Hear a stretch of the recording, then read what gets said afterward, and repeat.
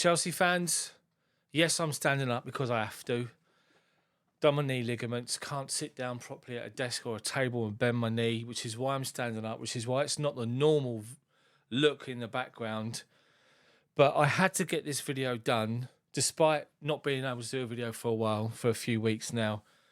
After what I watched yesterday against Liverpool, and it really riled me up. It's riled me up so much that I just have to get some sort of video done. So because I'm standing up, I might be a bit fidgety. I might be just moving about constantly, and I apologise for that. I just can't sit down and with a bent knee for long periods of time, a couple of minutes, because it hurts, basically. So let's talk about the game yesterday. And I just want to say this before I get into what actually happened in the game.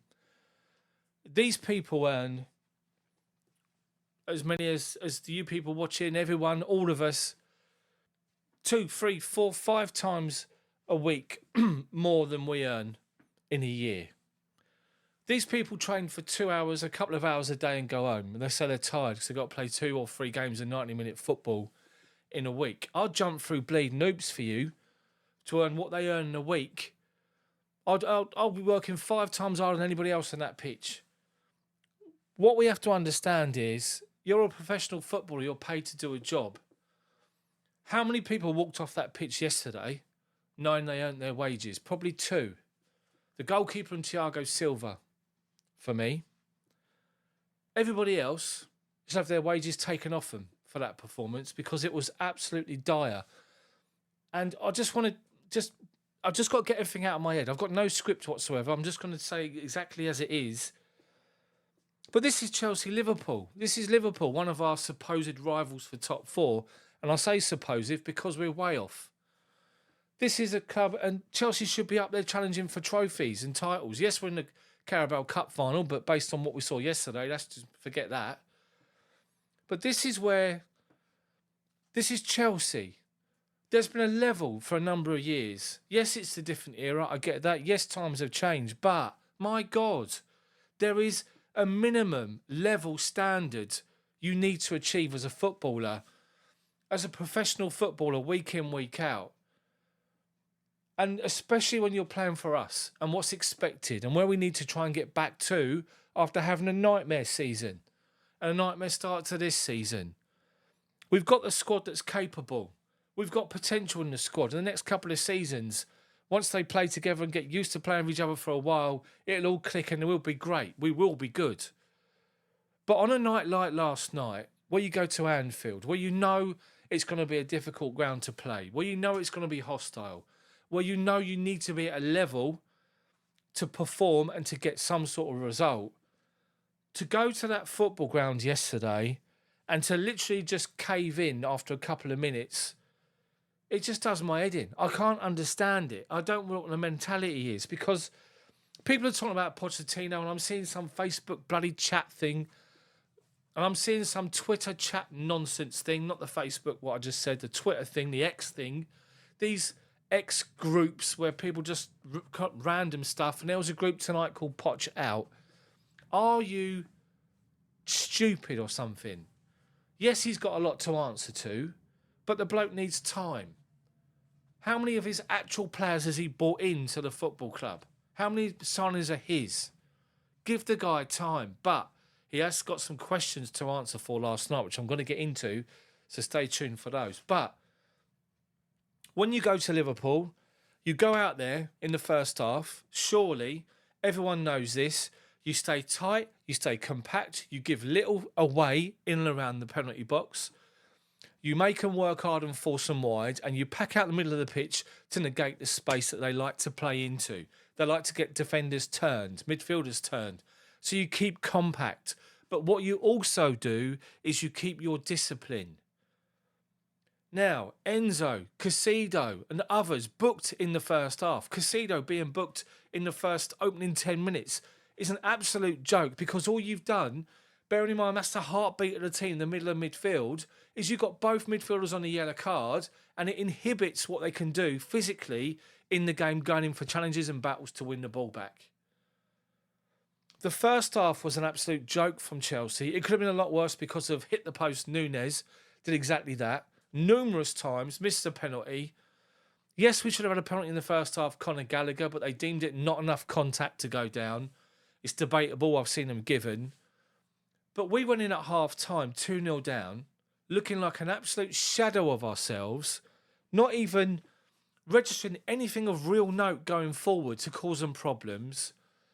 We got two wingers that started last night. I'm not even going to mention their names, but two wingers that started last night that might as well have just been at home because they did absolutely nothing. They offered absolutely nothing. And one of them in particular needs to have a bit of a reality check because you can't turn it on like a tap, hot and cold. You just can't do it. It's not something that is going to be accepted here. You can't turn up one week absolutely brilliant, the next week an absolute powder puff shower of shit.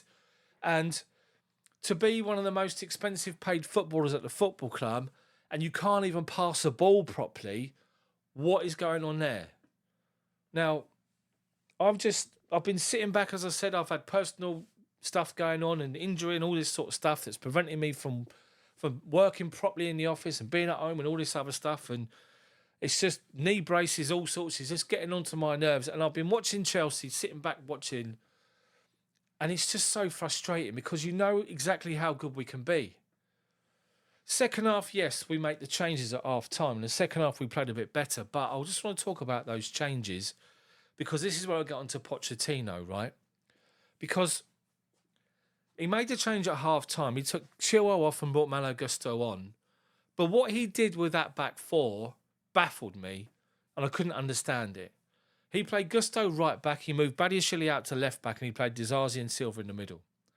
Now, when we had Chilwell out injured and it rotated between Cucurella and Malo Gusto come in and played brilliantly well as left back. Yes, he's right-footed. He's probably not comfortable, but he did a great job at left back. So play him there, not Badiashile. By doing that, you ask Axel Disasi to continue what he's been doing the last few weeks and play right back. And you keep Badiashile next to Thiago Silva because they've built up some sort of a relationship and understanding in the past year or so, year and a half. But we don't do it. And we put Badiashile at left back where he looks completely isolated and just doesn't feel comfortable whatsoever. And it's a nightmare situation. And yes, they got their third goal and worked it well. And yes, we should have another penalty, a nailed-on penalty from Nkunku. And they are, what is it run by? Stevie Wonder or something. It's an absolute joke. Should have given a penalty. Should have had two penalties in the game. But it makes no difference because we would have lost the game because of how badly we played. People talking about, yes, it might have changed the game. Yes, it might have done, but the way we were playing in midfield, we couldn't tackle because we were booked, because we kept both players on the pitch anyway. And then the way we were defending, they were always going to score more goals and create more chances. It's just a shocking situation that you can accept as a football fan when you pay your money to go and watch them in person or you watch them worldwide, wherever you're watching them, you invested in your football team that you support, and you invest in them and you sit and look forward to the game and you think, do you know what? I know we're going to cause them problems. We could beat this lot if we turn up. And what happens? You sit and watch that and you just think to yourself, what is going on? As a minimum, there should be a level of performance that wasn't there. As a minimum, across the board, apart from two players. And you can accept if your team gets beat walking off the pitch and they've given everything. You can accept it and you actually probably will applaud your team for giving it everything and the other team were the better team on the day. Liverpool were the better team on the day by far, but our team didn't even turn up. Absolute shower of shit. And I hope some people in that team looked at themselves in the mirror and knew it wasn't good enough. And it can't be that way again. It can't be that bad again. In the big games that matter, the games against your big rivals, you have to turn it on. You can't sit and struggle to pass the football. You need to be confident. You need to be confident in your ability. And the manager needs to make the right changes if we have to make the changes. But the team need to focus on what they can do because what we did last night was worry too much about what they can do. And as soon as they got a foothold in the game, we sat back because, again, we got ourselves booked in midfield and couldn't tackle as we wanted to be and couldn't be as physical. And we let them run over us and just completely swamp us and just steamroll us. And that's what they did. And they were taking a piss at the end of the game. It's just a situation which is not acceptable by any stretch of the imagination. And I'm hoping these players are reading all this and listening to stuff like this today, because it's not good enough at all. It's not good enough. You can't turn it on hot and cold, week in, week out. You either get in that team, you fight for the shirt, you give everything week after week, and you keep your place. If you're not bothered, if you can't be bothered to 1 week to the next, do one. Get rid of you in the summer. Go. Because we've been blessed in the last 2 decades, which a lot of people just remember that and not anything before it. And okay, I get it. But there's been a level that's been set as the benchmark, as the minimum of this football team, week in, week out. And we're way off it. And everyone needs to knuckle down. And by doing that, and by literally just putting everything out the bag, running your arse off week in, week out, giving everything for the football team, for the shirt and the badge, then it would give everybody else reason to do exactly that. As Ted said, to believe. Because at the moment, we don't. So I'm sorry that I've waited for so long to do a video. I've got this dodgy setup now. I've had to stand up and do it because I can't sit down properly long enough to do a video properly sitting down. So I appreciate every single one of you watching this video. And if you're still sitting here watching it till the very end, thank you. I appreciate all of you sticking with me and my channel. You know that I'm real with it. You know that I'm no show pony, no clickbaity bollocks. I just try and do exactly and talk exactly as I can with it in my head. I don't make up bollocks. I say exactly as it is, and hopefully you guys have enjoyed it. It's not necessarily enjoyed it, but it's resonated with you all. And if it has, drop a like on it for me, and then subscribe and let me know your comments in the comments section. Thank you for watching. Thanks for your support. See you guys soon.